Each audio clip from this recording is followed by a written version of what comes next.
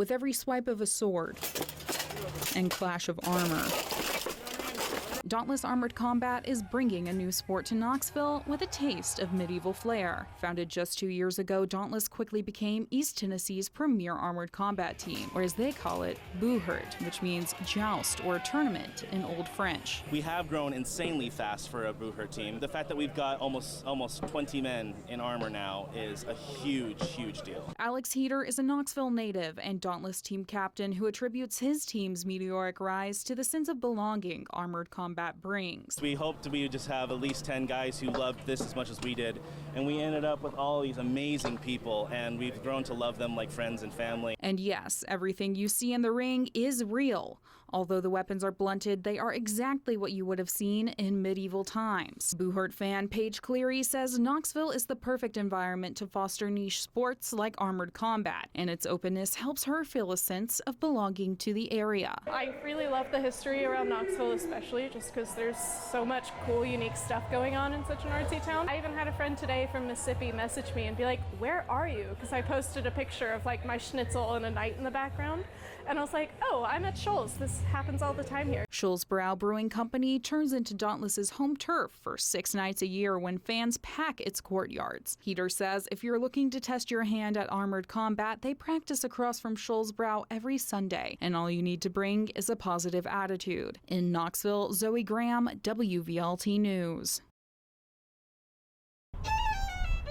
The Marble Springs State Historic Site and the Mayberry Hazen House are just 2 of 5 historic house museums in Knoxville participating in the celebration of Tennessee's statehood. While they are aesthetically 2 very different homes, they've ultimately seen Knoxville grow into the lively town we know today. The fact that we're still standing shows you is indicative of the strength of the Union. Karen Peterman is a teacher and serves on the board of directors at Mayberry Hazen House.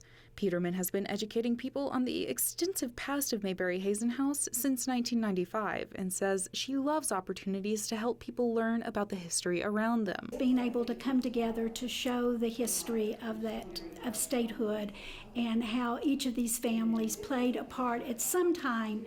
We weren't all here, although Mr. Mabry's family was here at the time that we became a state. Each of these families played some part in keeping our history alive and keeping our story going. Knoxville was the site of the first Tennessee Constitutional Convention and home to the first governor of Tennessee, John Sevier, whose home is not only still standing, but still seeing visitors to this day, now known as Marble Springs. The property boasts several log cabins sprawled over 10% of John Sevier's original land. Patrick Hollis, board member of Marble Springs, believes the maintenance of these historical structures is crucial to our community. It's at these sites that, we really can have that reflection and conversation about history, because these places matter. They're important to our story, and having them here today helps us, one, narrate that story, but also think about the possibilities for our future. From Knoxville's humble beginnings as a frontier settlement to the state capital and into the ever-growing city we know today, Knoxvillians have always played an important role in shaping our 16th state. Knoxville is the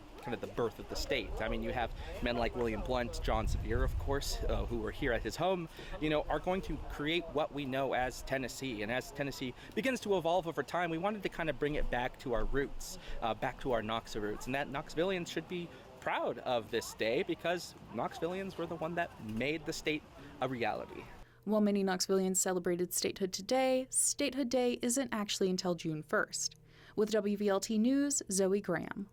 According to National Geographic, the United States imports approximately 10 million tropical fish each year, more than any other country in the world.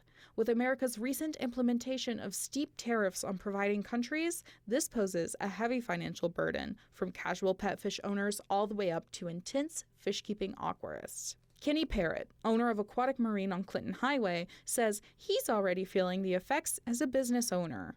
We have been seeing some not so promising emails from distributors overseas that are questioning their ability to continue to serve some of the products we sell. And it's not just the fish that are vulnerable to price hikes. Important aquarium elements that are even produced right here in America, such as filters, heaters, and biomedias that are crucial to fish life, are now facing uncertain prices as well. There may be a few products in the U.S. that are completely U.S. made, nothing comes in from overseas, no plastic, no nothing.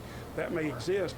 Not to my knowledge today, it doesn't. Local hobbyist Nora Tiller, who has seen the price of her saltwater friends more than triple in her over a decade of fish keeping, advises others to simply wait it out. Be patient. You know, times are always changing, and if the tariffs do affect the hobby, there will probably be a time in the future where they no longer do, because I've seen a lot of changes happen over the course of the last 15 years. While Parrott is feeling the effect of new tariffs seeping in through prices set by distributors, he assures his customers that their pocketbooks will not be affected until he is mandated to raise prices by business protocol.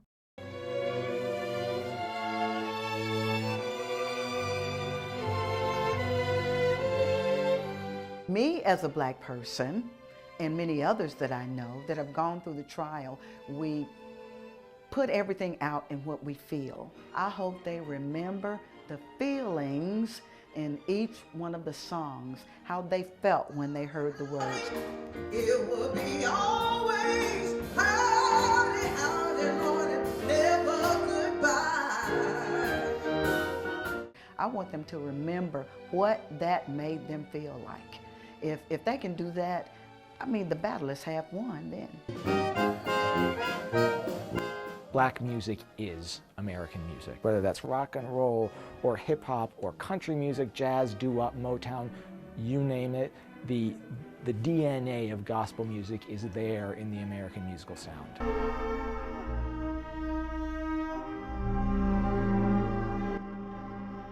The history of the civil rights movement is still incredibly relevant and resonates loudly to what's going on in the world and in our country today. And it is important that this history keeps getting told joyously, soberly, and honestly to the generations that are growing up and are going to be the future leaders of our country going forward.